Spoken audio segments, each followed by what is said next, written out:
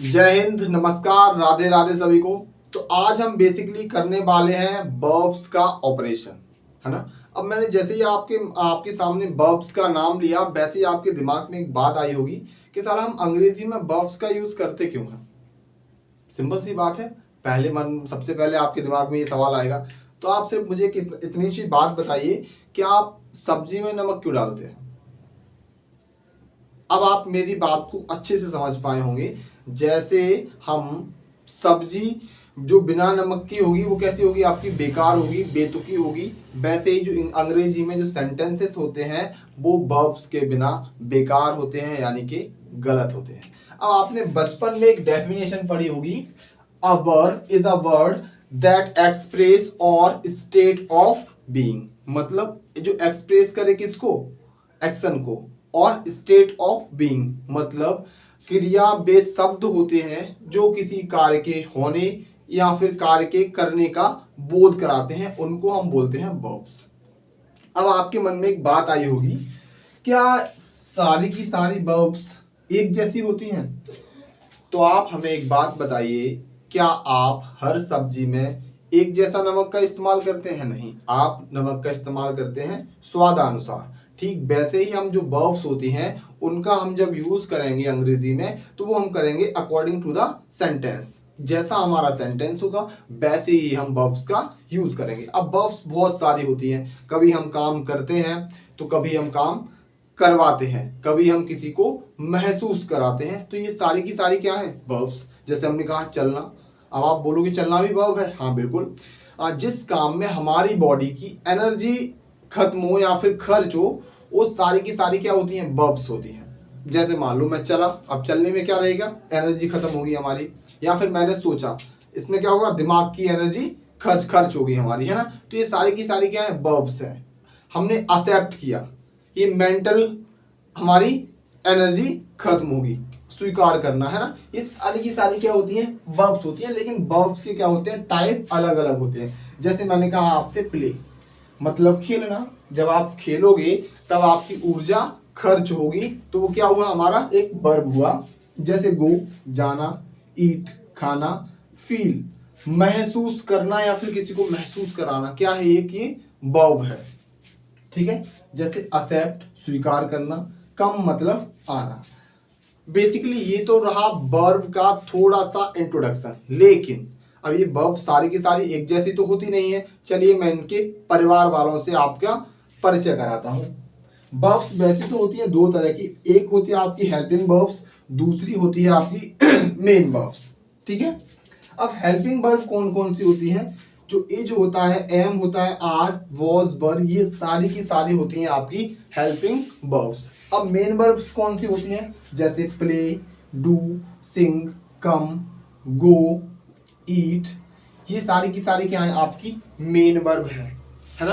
अब आपके मन में एक सवाल आया होगा, क्या हम मेन वर्ब और हेल्पिंग वर्ब का यूज अलग अलग करते हैं। नहीं, और करते भी हैं। क्या हम मेन वर्ब्स के साथ हेल्पिंग वर्ब्स का यूज नहीं करते, करते हैं। दोनों ही बातें अलग अलग हैं। चलिए हम एग्जांपल्स के जरिए से इन सारे डाउट्सों को क्लियर करते हैं।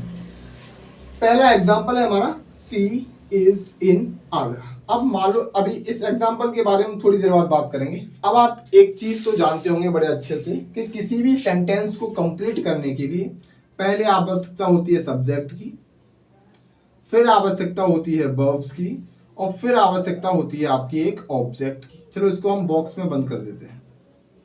ठीक है। अब आपको पता है कि जो सेंटेंस होता है वो क्या होता है, आपका एक सब्जेक्ट और एक वर्ब और एक ऑब्जेक्ट से मिलके बना होता है। इतना मोटा मोटे बातें सबको पता होती हैं, है ना। अब हम बात करते हैं अपनी हेल्पिंग वर्ब्स की। अब हेल्पिंग वर्ब्स कौन सी होती हैं आपकी, इज, एम, आर और वॉज या वर। जैसे हमने एग्जांपल में क्या कहा, सी क्या है हमारा, यहाँ पे एक सब्जेक्ट है। इज क्या है, हमारी एक हेल्पिंग वर्ब है। और ये आगरा क्या है, हमारा ऑब्जेक्ट हुआ एक तरह से। ठीक है।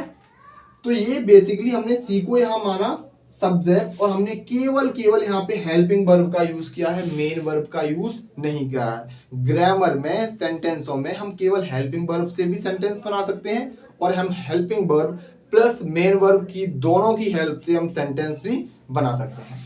जैसे हमने एक कॉज लिया, यहाँ पे क्या है, इज है ना। अब सी वॉज इन आगरा, वह आगरा में थी, है ना। यहाँ भी क्या, ये सी सब्जेक्ट है, वॉज क्या है हमारी यहाँ पे हेल्पिंग वर्ब, और आगरा क्या है हमारा ऑब्जेक्ट। ठीक है, अब हम बात करते हैं अपनी मेन वर्ब्स की। जैसे हमने एक सेंटेंस में कहा है Rohan is going to school. अब रोहन क्या है हमारा, रोहन है हमारा यहाँ पे सब्जेक्ट, क्या है सब्जेक्ट, इज है हमारी हेल्पिंग वर्ब, और जो गोइंग है वो है हमारी मेन वर्ब, स्कूल क्या है हमारा ऑब्जेक्ट। आप ध्यान से समझना। दूसरा सेंटेंस है रोहन वेंट टू स्कूल। अब रोहन क्या है हमारा सब्जेक्ट है, वेंट क्या है हमारी मेन वर्ब है, जो होती है आपकी, जैसे गो पहली फॉर्म होती है, सेकंड होती है आपकी वेंट, और थर्ड होता है आपका गॉन। तो जो वेंट है वो क्या है, गो की सेकंड फॉर्म है, लेकिन क्या है मेन वर्ब है, और टू स्कूल क्या है यहाँ पे ऑब्जेक्ट है। ठीक है, अब वैसे ही रोहन यहाँ क्या है सब्जेक्ट है, हैज क्या है यहाँ पे हमारी हेल्पिंग वर्ब है। ठीक है, गॉन क्या है हमारा थर्ड फॉर्म है, किसका मेन वर्ब का, कौन सी मेन वर्ब, गो का थर्ड फॉर्म होता है हमारा कौन सा गॉन, और स्कूल क्या है हमारा, स्कूल है हमारा ऑब्जेक्ट। तो बेसिकली आपको एक बात समझ में आई कि जो मेन वर्ब्स होती हैं उनकी तीन फॉर्म होती हैं, फर्स्ट, सेकंड और थर्ड, और हम मेन वर्ब्स के साथ हेल्पिंग वर्ब्स का भी यूज कर लेते हैं, तब भी हमारा सेंटेंस गलत नहीं होता, सही होता है। और हम हेल्पिंग वर्ब्स का यूज बिना मेन वर्ब्स की सहायता के भी करते हैं, तब भी वो सेंटेंस कैसे होते हैं, सही होते हैं। ठीक है, तो बेसिकली जो एक ये आज का जो स्ट्रक्चर है, आज का जो आपको हमने समझाया है, वो मोटा मोटा प्रारूप है एक तरह से वर्ब्स के बारे में।